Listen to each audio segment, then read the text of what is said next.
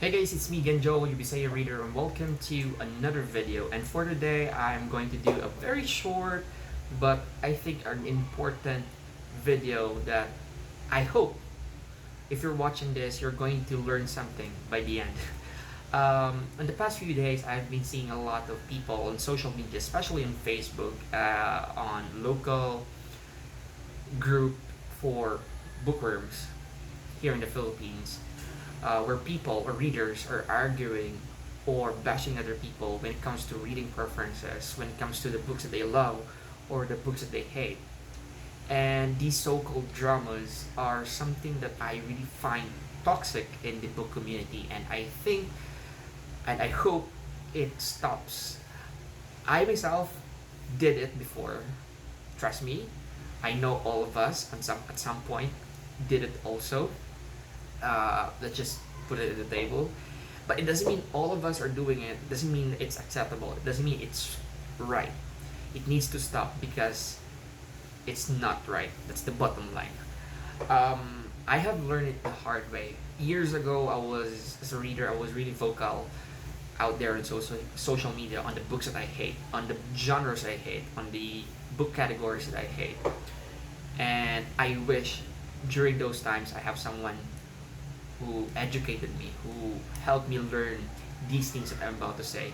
So this is the purpose of this video, is for me to attempt to be an inspiration or to be a channel for these people who haven't learned it yet, to appreciate and respect other people's reading preference. So if you're going to ask me, why should we respect the reading preference? Why should we appreciate the books that they hate, appreciate the books that they love, appreciate our differences as a reader? So I have four reasons. The first reason is we grew up on different households. We came from different walks of life. So it doesn't mean that the things that you like are also the things that that person like, because you grew up on different environment, you grew up in different household, you were raised by different people. You can't expect a person to live the life that you lived. In general, you can't expect a person to love the book you love or to hate the book that you hate. Second reason why we need to respect other people's reading preference is that it's all about empathy. This is really common when it comes to books under contemporary genre. For example, a young adult contemporary, in which that person, after reading the book, was really vocal on social media that it was really emotional, it was really sad, he or she cried after reading it, or while reading it. And then when you read it, there's no emotion.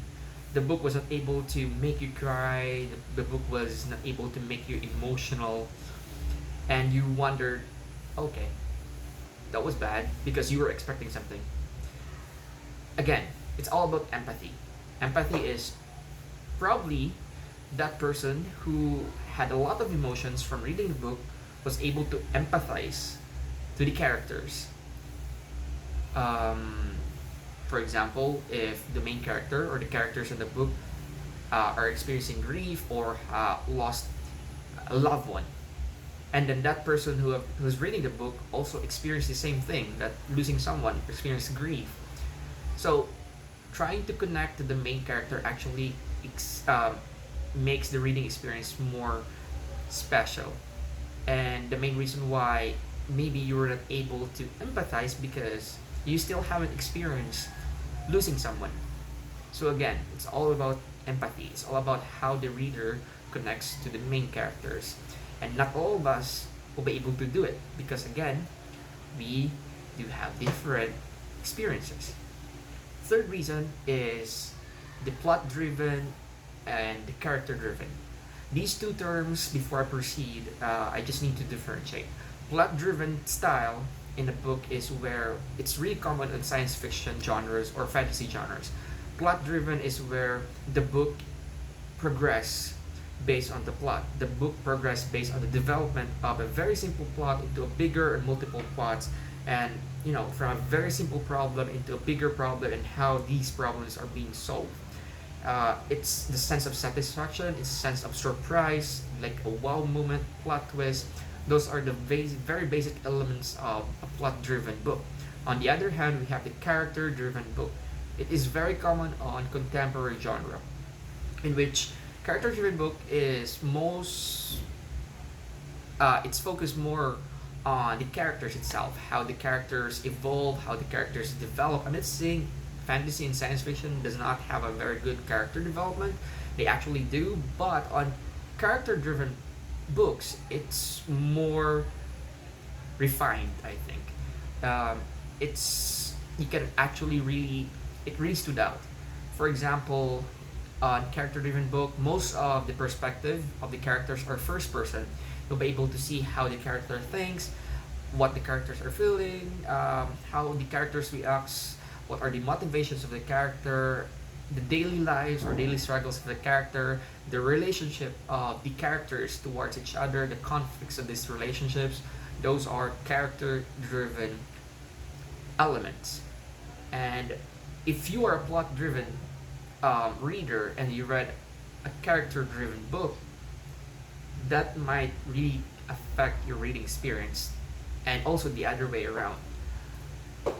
And yeah, so before bashing other people preferences when it comes to reading or when it comes to books, please know whether they are character driven or they're plot driven, because again, we have different reading preferences. The fourth and probably the last one is, I can think of the reason why we need to respect other reading preferences is all about expectations. I know you're going to agree, and I actually really experience it personally, that expectation really affects our reading experience, the way we see the book that we read in the entire picture of that book after we read the last page. For example, we have two situations. You, as a reader, who were exposed to the hype, you've heard a lot of praise about the book, like this book was really awesome, this book was must read, best books I've read ever. You were in the hype, while the other one was not able to expose himself or herself to the hype. So you dive right into the book. So of course, you exposed to the hype have a lot of expectations. While on the other hand, the person who just dive right into the book with lesser expectations, so it's at the beginning, at the reading the first page, you two have different reading experiences already. The one is just going to go with the flow, not going to expect something, while you have a lot of expectations. And then by the end of the story, by the end of the book, the last page, some of your expectations were not met. And that person, all of her expectations, or given that she or he has less expectations, there's no expectations that were not met, because again, you're both different. So that's why you need to take into consideration also the expectations of the readers before he or she started reading the book. I hope you learned something from this video. We are all just individuals who love to read books. I suggest that instead of looking for something that differentiates us from other readers, why not let's just focus our energy in appreciating what we have in common, and that is the love for reading. Again, my name again is Joel, your Bisaya reader, and I hope you learned something. If you like this video, please give it a thumbs up. And if I missed something, if you have something to add about this drama, about respecting someone's reading preference, please feel free to leave some comments below.